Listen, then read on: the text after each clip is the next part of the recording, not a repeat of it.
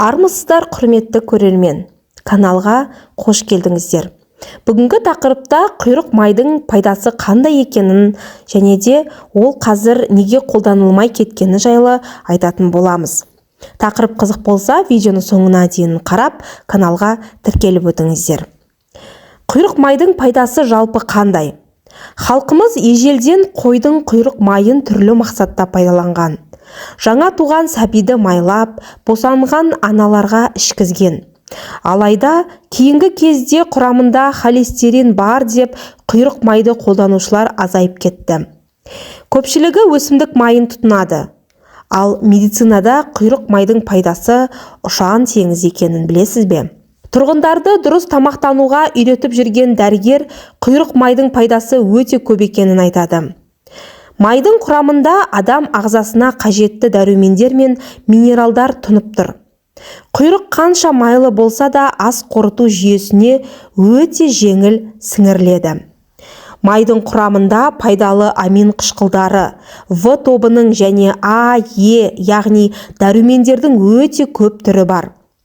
Цинк, селен, фосфор, магний, яғни ағзаға қажетті көптеген минералдарға бай. Құйрық майдан адам ағзасына жақсы әсер беретін холестеринді алуға болады. Мәселен, өсімдік майының кейбір түрін жоғары температурада қыздыруға болмайды. Ал құйрық май мен іш майды жоғары температурада қыздырсақ та құрамын өзгертпейді. Яғни қайнатып, қуырып, қақтап, тіпті шикілей тұтынсақ та майдың табиғи құрамы бұзылмайды. Құйрық май қаныққан және қанықпаған қышқылдардың табиғи көзі, ағзадағы гормондар майлардан түзеледі. Егер құйрық майды көбірек жейтін болсақ, гормондар синтезделеді. Құйрық майдан бөлінген холестерин жаңа гормондардың бөлінуіне тікелей септігін тигізеді. Ерлердің жыныстық белсенділігін арттырса, әйелдердегі бедеулікке ем екен. Дәрігерлердің айтуынша май асқазан, ішек жолдарының қызметін жақсартады. Өтті сұйылтып, оның жақсы бөлінуіне септігін тигізеді. Кішкене күнімізде түшкіріп, қызулай қалса құйрық майды шыжғырып, кеудемізге айналдыра жағып, жылы орап тастайтын әжелеріміздің, аналарымыздың емінен соң жүгіріп кететінбіз.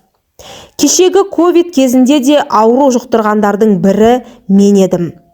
Тұрақты ем-дом алумен қатар кеудені қысқан жөтелден өз басым осы құйрық майды ысылай шыжғырып жағудың арқасында жеңіл құтылдым. Ыстықтай жағылған құйрық майдан кейін жылы оранып жатып, ағыл-тегіл терлегенде іштегі ауру да бірге шығып, тыныс алуың жеңілдеп, деміккеннің де басылып қалады. Көпшілігі ковидке құйрық майда ем дегенде бастарын шайқап жатады. Дәрігерлер де құп көре бермейді.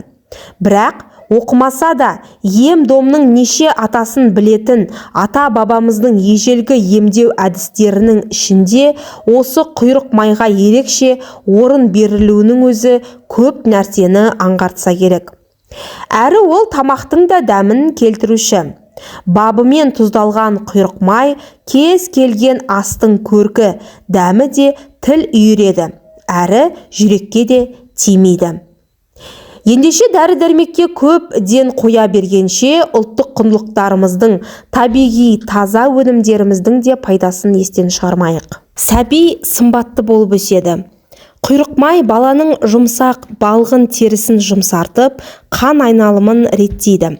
Нәресте қол-аяғын керіп созғанда, сәбидің буындары жазылып, денесі сымбатты болып өседі. Бұл майдың біз білетін және білмейтін емдік қасиеттері өте көп. Атап айтсақ, құйрық маймен бөбектің денесін сылағанда, бұл олардың дені сау, қуатты болып өсуіне ықпал еткен. Сондай-ақ тұмау тимейді. Сондықтан бұрындары нәрестенің аузына құйрық май салып сорғызған екен. Тұмауға қарсы таптырмайтын ем. Сонымен қатар балалар мен ересектер салқын тигенде құйрық майды ыстық күйінде қасықтап ішсе, бұл адам ағзасына шипасын тигізеді. Балалардың тамағы ауырғанда, дәрі ішіп, жөтелі басылмай қойған кезде балаларға құйрық майды ерітіп берген өте дұрыс. Бұл майды ерітудің екі жолы бар. Біріншіден, құйрық майды еріткеннен кейін оны бірден пайдалануға болады. Екінші жолы да бар, еріткеннен соң оның үстіне су құйып, біраз қайнату керек. Сонда піскен құйрық май болады. Оған сарымсақ қосып, біраз суыған соң 4-5 шай қасығын балаға беру керек. Келесі күні балаңыздың тамағының ауырғаны басылады, және де сырылдағаны кетеді. Құйрық май таңып қойған. Құйрық май туберкулез ауруын емдеу үшін де қолданылады. Құйрық майдың басты қасиеті жұқпалы туберкулез ауруын емдеуінде. Ашытылған қымыздың ішіне құйрық майды сәл ғана күшәла салып араластырады.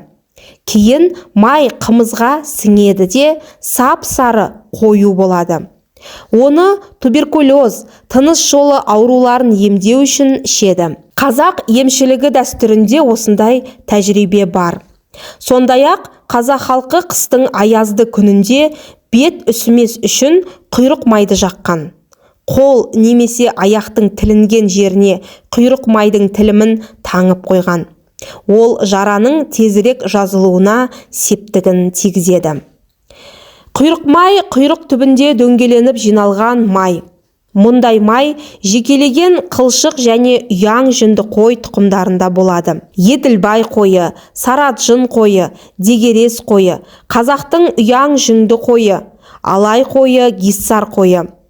Қой қысқы тебінде жайылғанда жетіспейтін қорегін құйрықтан біртіндеп алып толтырады.